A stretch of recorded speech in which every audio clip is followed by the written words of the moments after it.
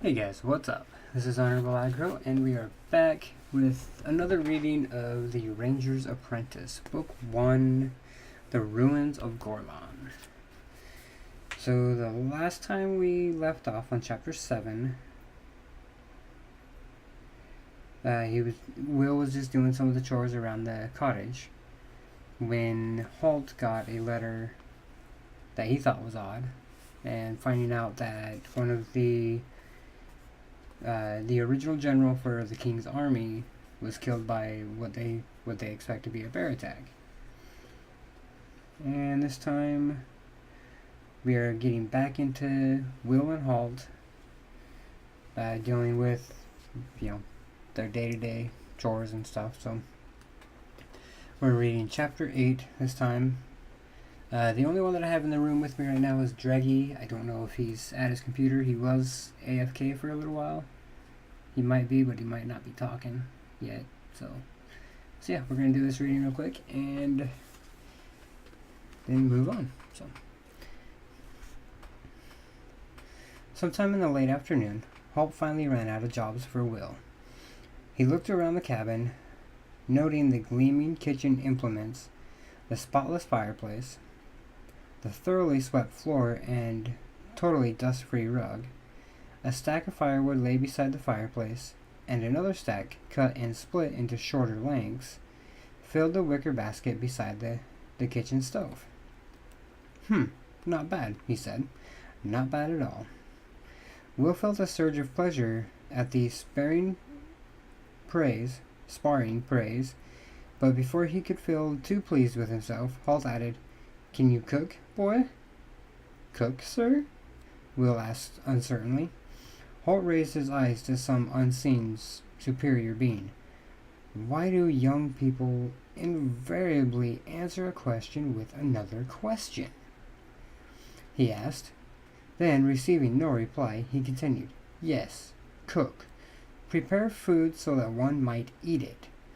Make meals, as I assume you do know what food is. What meals are?" "Yes," Will answered, careful to take any questioning inflection out of the word. "Well, as I told you this morning, this is no grand castle. If we want to eat food here, we have to cook food here," Holt told him. There was that word we again, Will thought. Every time so far that Holt had said we must, it seemed to translate to mean you must. "I can't cook," Will admitted. And Holt clapped his hands and rubbed them together. "Of course you can't. Most boys can't. So I'll have to show you how. Come on." He led the way to the kitchen and introduced Will to the mysteries of cooking. Peeling and chopping onions, choosing a piece of beef from the meat safe, trimming it and cutting it into neat cubes, then chopping vegetables, searing the beef in a sizzling pan, and finally adding a generous dash of red wine, and some of what Holt called his secret ingredients. The result was a savory-smelling stew, simmering on the top of the stove. Now, as they waited for the dinner to be ready, they sat on the veranda in the early evening and talked quietly. The Rangers were founded over 150 years ago in King Herbert's reign. "Do you know anything about him?" Holt looked sideways at the boy sitting beside him, tossing the question out quickly to see his response. Will hesitated. He vaguely remembered the name from history lessons in the ward, but he couldn't remember any details. Still, he decided he'd try to bluff his way through it. He didn't want to look too ignorant on his first day with his new master. "Oh, yes," he said. "King Herbert. We learned about him." "Really?" said the ranger expensively. "Perhaps you could tell me a little about him." He leaned back and crossed his legs, getting himself comfortable. Will cast about desperately in his memory, trying to remember even a shred of detail about King Herbert. He'd done something, but what? He hesitated, pretending to gather his thoughts. The king? That that much he was sure, and he glanced at Holt to see if he could stop now. Holt merely smiled and made a rolling gesture with his hand that meant go on. He was the king 150 years ago, Will said, trying to sound certain of his facts. The ranger smiled at him, gesturing for him to continue yet again. Well, I seem to recall that he was the one who founded the Ranger Corps, he said hopefully, and Holt raised his eyebrows in mock surprise. Really? You recall that, do you? He said, and Will had a horrible moment where he realized that Holt had merely said the Rangers were founded during his reign, not necessarily by him. Well, when I say he founded the Ranger, I actually mean he was the king when the Ranger Corps was founded, he said. 150 years ago? Holt prompted. Will nodded emphatically. That's right. Well, that's remarkable, seeing how I just told you those facts a few minutes ago. The ranger said, his eyebrows coming down like thunderclouds over his eyes. Will thought it might be better if he had said nothing. Finally, the ranger said in a milder tone, Boy, if you don't know something, don't try to bluff your way through it. Simply tell me, I don't know. Is that clear? Yes, Holt, Will said, eyes downcast. There was a silence. Then he said, Holt. Yes. About King Herbert, I don't really know, Will admitted. The ranger made a small snorting noise. Well, I never would have guessed, he said. But I'm sure you'll remember when I tell you that he was the one who drove the northern clans back over the border into the highlands. And, of course, the moment he mentioned it, Will did remember. King Herbert was known as the father of modern Erluin. He had banded the 50 fiefs together into a powerful union to defeat the northern clans. Will could see a way to regain a little credit in Holt's eyes now. If he mentioned the father of modern Erluin title, maybe the ranger would. He's sometimes known as the father of modern Erluin, Holt was saying, and Will realized he'd left it too late. He created the union between the 50 fiefs that's still our structure today. I sort of remember that now, Will put in. He thought the addition of sort of helped it sound as if he wasn't just being wise after the event. Holt looked at him, one eyebrow raised, then continued. At the time, King Herbert felt that to remain safe, the kingdom needed an effective intelligence force. An intelligent force? said Will. Not intelligent, intelligence. Although it does help if your intelligence force is also intelligent. Intelligence is knowing of what your enemies or your potential enemies are up to, what they're planning, what they're thinking. If you know that sort of thing in advance, you can usually come up with a plan to stop them. That's why he founded the Rangers. To keep the kingdom informed, to act as the eyes and ears of the kingdom. How do you do that? Will asked. His interest aroused now. Holt noted the change in tone, and a momentary gleam of approval touched his eyes. We keep our eyes and ears open. We patrol the kingdom and beyond.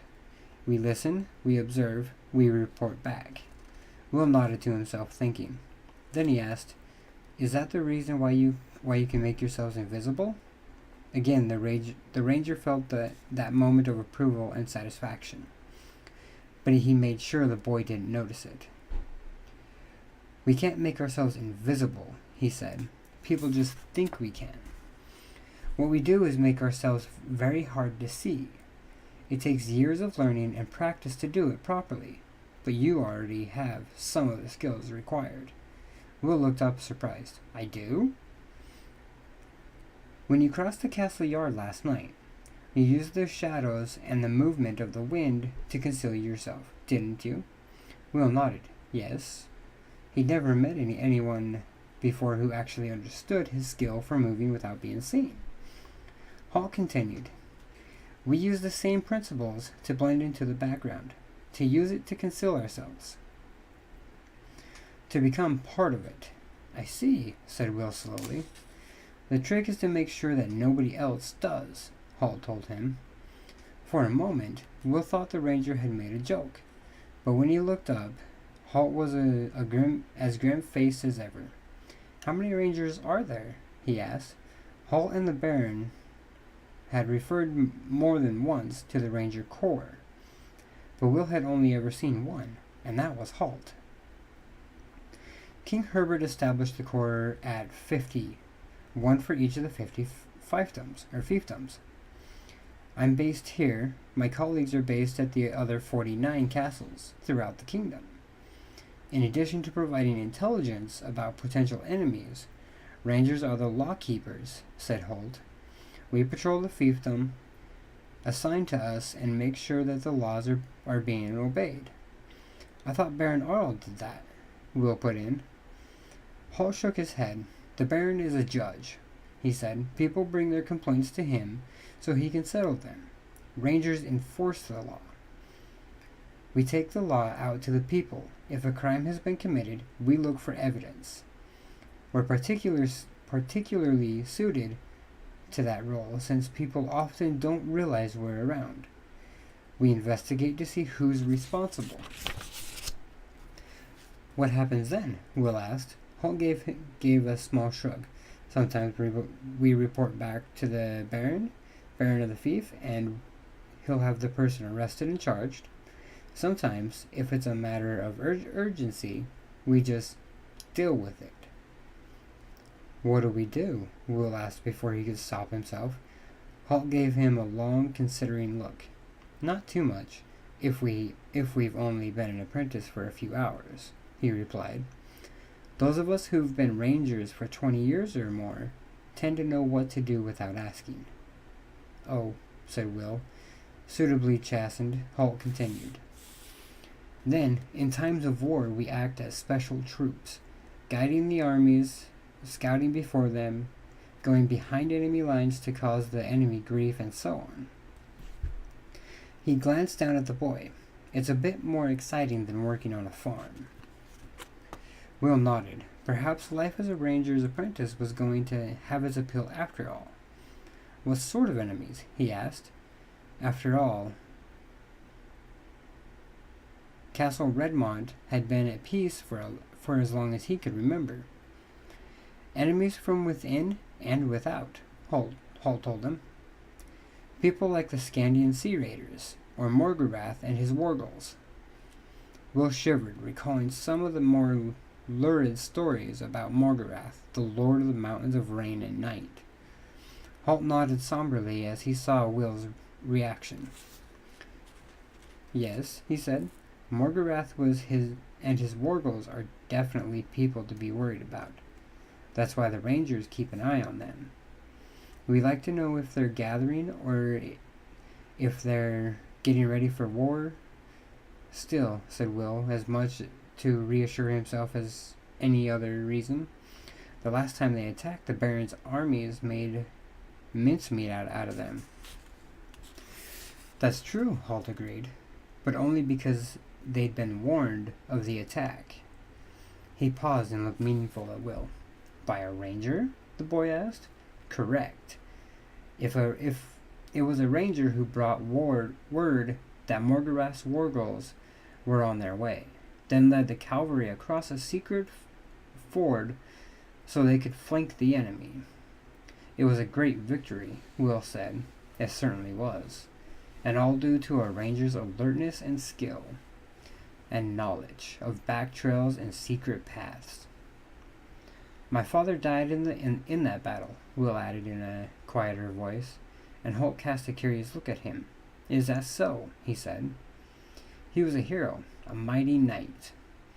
Will continued. The ranger paused, almost as if he were deciding whether to say something or not. Then he simply replied, I wasn't aware of that. Will was conscious of a sense of disappointment for a moment. He'd had a feeling that Holt knew something about his father, that he could tell him the story of his heroic death. He shrugged to himself. That was why I was so keen to go to battle school, he said finally, to follow in his footsteps. You have other talents, Holt told him, and Will remembered the Baron saying much the same thing to him the previous night. Holt, he said. The ranger nodded for him to continue. I was sort of wondering. The Baron said you chose me. Holt nodded again, saying nothing. And both of you say I have other qualities. Qualities that make me suitable to be a ranger's apprentice. That's right, Paul said. Well, what are they? The ranger leaned back, linking his hands behind his head. You're agile? That's good in a ranger, he began. And, as we've discussed, you can move quietly. That's very important. You're fast on your feet, and you're inquisitive. Inquisitive? How do you mean? Asked Will. Holt looked at him sternly. Always asking questions. Always wanting to know answers, he explained. That was why I had the Baron test you with that piece of paper. But when did you first notice me? I mean, when did you first think of selecting me? Will wanted to know. Oh, said Holt. I suppose it was when I watched you steal those cakes from Master Chubb's kitchen. Will's jaw dropped, open with amazement. You watched me? But that was ages ago. He had a sudden thought. Where were you? In the kitchen, said Holt. You were too busy to notice me when you came in. Will shook his head in wonder. He had been sure there was nobody in the kitchen. Then he remembered once again how Holt wrapped in his cloak, could become virtually invisible. There was more to being a ranger, he realized, than how to cook and clean. I was impressed with your skill, said Holt, but there was one thing that impressed me far more. What was that? Asked Will. Later, when Master Chubb questioned you, I saw you hesitate. You were going to deny having stolen the cakes. Then I saw you admit it. Remember? He hit you on the head with his wooden spoon. Will grinned and rubbed his head thoughtfully. He could still hear the crack made by the spoon hitting his head. I wondered if I shouldn't have lied, he admitted. Holt shook his head very slowly. Oh, no. Well, if you'd lied, you never would have become my apprentice. He stood up and stretched, turning to go indoors to the stew simmering on the stove. Now let's eat, he said. Alright, that was chapter 8, guys. I'll do another reading soon. Yeah, if you guys liked it, you guys want to hear more, then hit that like button and leave a comment down below. Let me know what you guys think of the book so far. Me, myself, on my personal ones, I am actually on book 6 right now. Yeah, so I'm really enjoying them, so if you guys don't like hearing me do narrations, I'm still going to do them, just so you guys know. So, but hopefully you guys enjoyed it. If you did, hit that like button. I will see you guys in the next one.